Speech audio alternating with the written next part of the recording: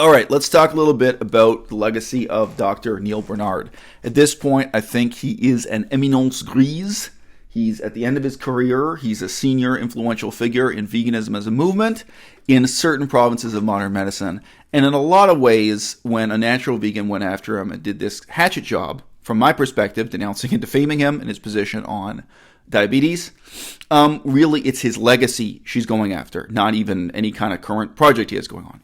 Ask yourself this. Does anyone think that PCRM is going to dry up and disappear in the next 10 years? Does anyone think that? I think PCRM has been the single most important vegan agency, vegan lobbying group, vegan charity in the last 10 years. I think it's very likely to continue to be the most important vegan foundation in the next 10 years, even if Dr. Neal Barnard dies tomorrow. So that's part of the background to this. I respect what he accomplished as a vegan activist. In my earlier video discussing some tangentially related issues, I noted that Dr. Neal Barnard's formal education, credentials, and training are not in diabetes. He did not become a diabetes expert himself. That his actual background, he is a medical doctor who became a licensed and practicing psychiatrist. I think a lot of people in the audience did not know that about him. What you more likely do know about him, because he mentions this in lectures and informal articles, not necessarily in peer-reviewed articles, pretty much any context or interview where he's talking about himself, is that he grew up around the dinner table with an expert in diabetes. His father was a career specialist in diabetes. Now, I digress to note, I can relate to this on many levels. I grew up with not just a father who was an expert in museology meaning museums, art galleries, education centers, that kind of thing. I had both a father and a mother who were experts in that field. So every single night at the dinner table, I was exposed to discussions of museum planning, art galleries, government contracts, how that line of work operates, everything from the curatorial side, the art history side, to researching political history, if my father was doing a war museum, a museum about World War II or something like that, human rights issues, political issues, questions of government funding versus private sector. I grew up being schooled in that subject every night. And a huge part of Dr. Neal Barnard's background and why he was, in a sense, a diabetes activist before he even became a vegan activist is that he grew up hearing his father's frustrations with how diabetes was diagnosed and treated in the mainstream American healthcare system. And he did so at a time when the prevalence of diabetes was exploding in the United States of America. Again, he is now an elderly person in this movement. So he has lived through a period of time where the area of his father's expertise, if you want to put it this way, the war on diabetes, America is not winning. They are losing. America did not win the war on drugs. They definitely did not win the war on diabetes. It already was an epidemic, and it has only become a more grave challenge for public health planning. And his perception, his main apprehension, his main concern that, again, I think he really learned from his father's experience and that carried on to his own engagement, he's published numerous peer-reviewed studies. He's done a lot of work directly dealing with management and treatment of diabetes, how to improve the diabetes situation in America on a one-to-one scale with patients, on a mass societal scale. His main perception what the problem was with adherence to a diet. Not the science of the diet in an abstract sense, but of creating diets for diabetics that really worked in their daily lives, that they could live with, that they could flourish with, where they were not feeling constantly frustrated, what have you. And he already had that interest before he became engaged in veganism. So it is really a bit of a dirty trick when Unnatural Vegan takes kind of one sentence of Dr. Neal Barnard out of context and massively exaggerates its significance while ignoring his copious books, peer-reviewed publications, and lectures right here on YouTube. Any of you can go right now and see this kind of one sentence in the context of what this guy has to say about diabetes. He is not mousy. He doesn't keep his opinion to himself about diabetes. And this is interesting for me too, because this is my experience with Unnatural Vegan also. She took one sentence of my saying that her position on an issue, her position on domesticated dogs and how pets are treated, especially having to do with castration of dogs, She took one sentence clip of me saying that her position was beneath contempt and not even worth discussing, and she then misrepresented the situation as if this was the only thing I'd ever said on the issue.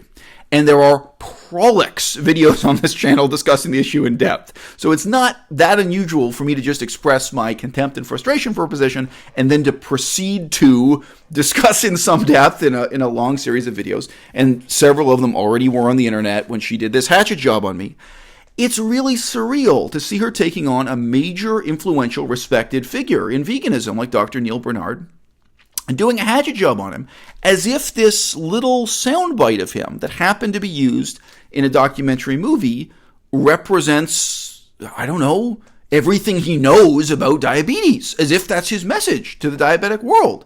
And it's not. It's a very brief, rough encapsulation of years of research and experience that's very meaningful and very useful that she's misrepresenting as if this guy doesn't know the first thing about diabetes, as if he's unaware that it is theoretically possible to treat diabetes with a low-carb, high-fat diet. Like, you want to pat yourself on the back, like you discovered something new this guy has never thought of? No, it's really pretty fundamentally unfair. Now, something I'll come back to here is, I do think that Swayze has unstated reasons that are rational but unreasonable for why she doesn't want to trust the opinion of Dr. Neal Barnard. I think this is one of the things about keeping it real, being honest, whether you're talking about politics or philosophy or diet or, the misinterpretation of modern medical science. Swayze, she comes out of a background where she used to be a true believer in a number of diet gurus. And those diet gurus look like Neal Barnard. And if we're keeping it all the way real, I've already stated I have a lot of respect for Neal Barnard and his legacy as an activist and as a medical authority. I do. Neal Barnard looks anorexic. I said in the conclusion of one of my recent videos, most people that you meet in all walks of life, most people, most of the time, they have the body they want to have. If you meet someone who is shockingly rail thin, like Dr. Neal Barnard, he probably wants to be rail thin. He's that way for a reason. He's making whatever sacrifices are necessary to make that possible and to maintain that physique. There are exceptions. I should just throw in an opposite example. If you meet someone and they say to you conversationally that they'd like to be slim or they'd like to be athletic, but the reality of their life is what they enjoy doing every day is getting home from work and eating potato chips while playing video games, well, there's a sense in which they're being honest and saying they'd like to have a better physique, but there's a sense in which they're being dishonest with you and dishonest with themselves. They're like, well, you know what? What you really like in life is eating bags of potato chips and playing video games. So that's why you look the way you do. So that's what you want. You're doing exactly what you want. You're not waking up at 6 a.m. and walking to the gym to do 200 push-ups in the dark, in the cold of the Canadian winter, which is something I do. Not today. Some days. You guys have seen some videos of me walking to the gym bright and early in the morning, and it ain't bright around here because the sun does not rise that early. Not in the Canadian winter. Okay, so my point is, as a general rule, there's a sense in which people you encounter as adults have the body they want to have, especially if you consider what want really means in a broad heuristic context. There are exceptions. I mentioned this before. I had a coworker many years ago, and he had been slim and muscular, and he was a martial arts enthusiast, like kung fu and ninjutsu, like really serious martial arts, fighting arts. And due to medical malpractice, he was hospitalized. He had surgery performed on him. And when he came out, he was really in terrible shape and very overweight. He was intravenously fed something like 10 times as many calories as they should have given him. They made an orders of magnitude error in how much sugar they were putting into his bloodstream through an IV drip. And he came out in really bad shape. So really fat. Very rare exception, but for sure there are people for whom this is not true. Coming back to the locus of this discussion. Unnatural Vegan used to be a devout follower of Durian Rider. Why? What medical authority, scientific expertise, or even convincing reasoning did Durian Ryder have to offer? Durian Ryder was a rail-thin, anorexic-looking beauty icon, I guess. He's beautiful to some, right? This is not the only raw food guru or high-carb, low-fat guru, fruit-based diet guru that she saw on the internet. She responded to their appearance, and she became a follower of.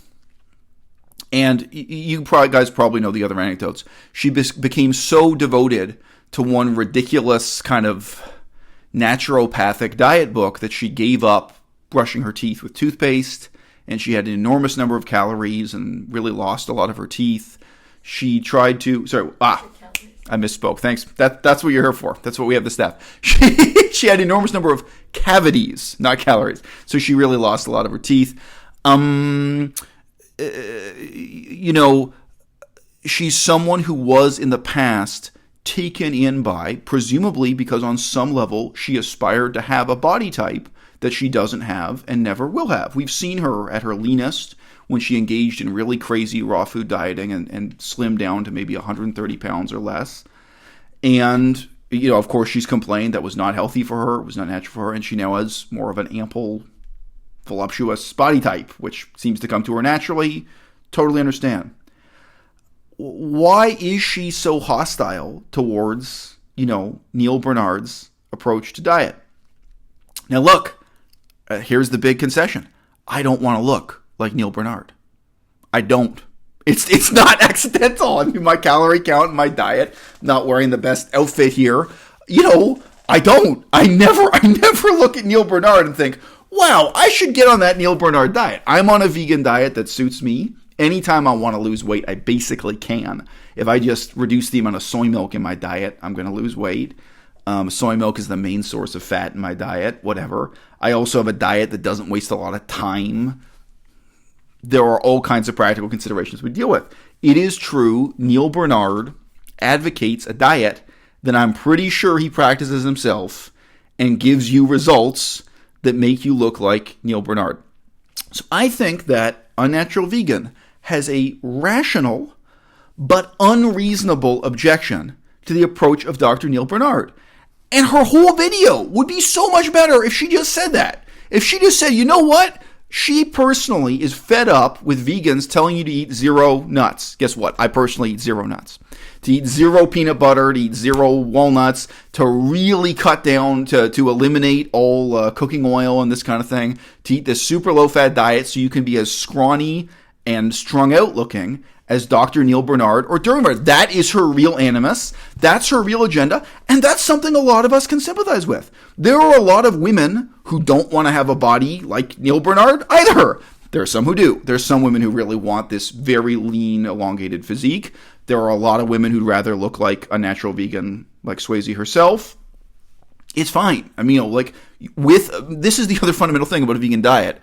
We're all trying to move past the perception of the vegan diet as something freakish and extreme and trying to say, look, it's just normal. It doesn't make you superhuman. It doesn't make you subhuman. It's possible to be fat. It's possible to be muscular. It's possible to be scrawny. And you probably know meat eaters who fall into all those body types too. There are people who eat at McDonald's regularly and are still scrawny. I don't recommend it. But it's possible. You see people, I've said this before, on the cover of magazines, Cosmopolitan magazine, fashion magazines, you are constantly seeing images of meat-eating people, women and men, who are lean and muscular. So you can't pretend that's unattainable. Conversely, don't pretend that Neal Barnard's body is going to be your inevitable fate and doom. Most men do not want to have a body like Neal Barnard. Shout out to Foot Soldier. Vegan Foot Soldier just started lifting weights. In the last 3 months, he's finally decided he's fed up with being a stick man, as he put it. He put up some shirtless selfies and stuff. He had, I think it's fair to say, he had the body of a young Neal Barnard. And I don't know, maybe he's going to move up to having the body of a middle-aged à-bas-le-ciel. I don't know. I don't know what his goals are. I talked to him about it a little bit. But he's trying to get in at the gym and lift weights and stuff, and for the first time in his life. My girlfriend, mentioning real briefly, she's gained a ton of muscle mass since she got with me. Stick woman.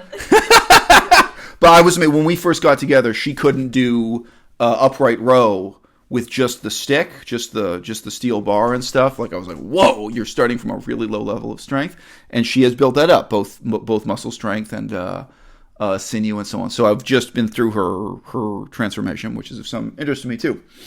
See that up close. So look,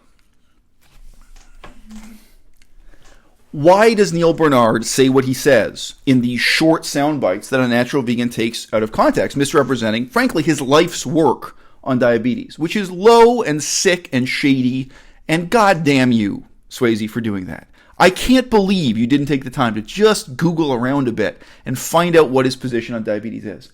Real quick, there are two types of diabetes. We're not going into all the details. There are other types of diabetes, type 1 and type 2. Is it a gross misrepresentation to say, if everyone on Earth were vegan from birth, type 1 diabetes would disappear from this world? Specialists can debate it. Guess what? Type 1 diabetes is an autoimmune reaction to dairy products. This is to say, your doctor may give you the reassuring fable that if you have type 1 diabetes, oh, it's just heredity, it's just genetics, there's nothing anyone can do. No. The conclusions of modern medical science are either that 100% of type 1 diabetes is caused by dairy products, or it may be that it's 90% or 95%, and there are a few other factors to fill in. So there are some interesting debates going on right now about exactly which chemicals in cow milk cause this reaction, and to what extent goat milk is different. And believe it or not, different breeds of cow have different chemical compositions in their milk. To what extent it's this chemical or that chemical or what's causing this reaction. But one way or another, the science is in.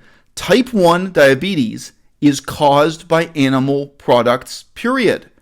So why do you misrepresent this guy as if he's saying something grossly inaccurate and unreasonable in blaming animal products? Oh, it's just ridiculous. And why? What's her counter-argument? Because you can quote-unquote manage diabetes with an Eco-Atkins diet. You can just live on fucking a high-fat, oh, why eat fruit when you can just wake up and eat avocados? Make avocados the staple of your diet. It's so stupid. It's irrelevant to the point he's making. No, on the level of epidemiology, on the level of diabetes being a mass epidemic phenomenon in the United States of America, he is correct to blame animal products, and he has decades of research and peer-reviewed publications backing him. You, Unnatural Vegan, allegedly have so much respect for peer-reviewed publications. Why didn't you Google one of them? Why didn't you read the abstracts to 5 of them? Why didn't you contrast them to the opinions of other experts in diabetes before doing this shitty smear job against the single most effective vegan activist of the last decade? What did you have to gain? That's just type 1 diabetes, okay? Type 2 diabetes. It is true, it's not completely fair and accurate to just say all type 2 diabetes is caused by animal products. That would be inaccurate. But let's rephrase this. Would it be fair to say that in the United States of America today, if everyone were vegan from birth, type 2 diabetes would disappear from this earth? Doesn't really rhyme, but all right. Look, it's debatable. If everyone were vegan from birth, would the rate of diabetes in the United States of America decline by 90%, 95%, or would it actually be 100%? Would it actually completely disappear? All right. Now, I don't think Neal Barnard is making a hard claim that it's 100%, that 100% of cases of type 2 diabetes could be eliminated by everyone being vegan from birth. But it's pretty close. If you just do a little bit of reading, it's shockingly close. And yes, diabetes, type 2 diabetes now, we're on to type 2. Type 2 diabetes is linked to obesity. Theoretically, people in the United States of America could be getting massively obese from being vegan from birth. Does the data support that? How about just the years and years of experience that this one doctor himself has working with vegans face-to-face, working with people with diabetes face to face as they transition to a vegan diet and recover. Like, do you think that experience supports it? How about his father's experience? Yeah, some of this is anecdotal, some of it's meta-analysis, but no, it is not the case that are in the United States of America, you have millions of people coming down with type 2 diabetes because they're eating avocados on a pure vegan diet. This is not, on an epidemiological level, the problem. Okay? Guys, I considered taking little short clips of exactly what Unnatural Vegan said and exactly what Dr. Neal Barnard said and putting them side by side in this video. I think that's a waste of your time, and I think that's a waste of my time. In politics, we have this funny phrase, a bad actor. Someone acting in bad faith. What's the definition of a bad actor? It's someone you can't negotiate with. These are important discussions for us to have in veganism about the future of the movement, about the future of the diet, about the future of how we diagnose and discuss and treat diabetes, and whether we should support charities that are more like PCRM and based in health and science, or whether we should support other forms of activism where our money is best spent and where our time and energy is best spent. These are really worthwhile discussions to have. But we can't have them with Unnatural Vegan because she is a bad actor. Her coverage of this issue, of the debate surrounding type 1 diabetes, type 2 diabetes, and the role of animal products in creating this epidemic in the United States of America and globally, has been completely dishonest and self-serving. So let's proceed with these discussions. Let's proceed in creating the foundation to save the planet and save the animals and save millions of people from having heart attacks and diabetes. But let's do it without her.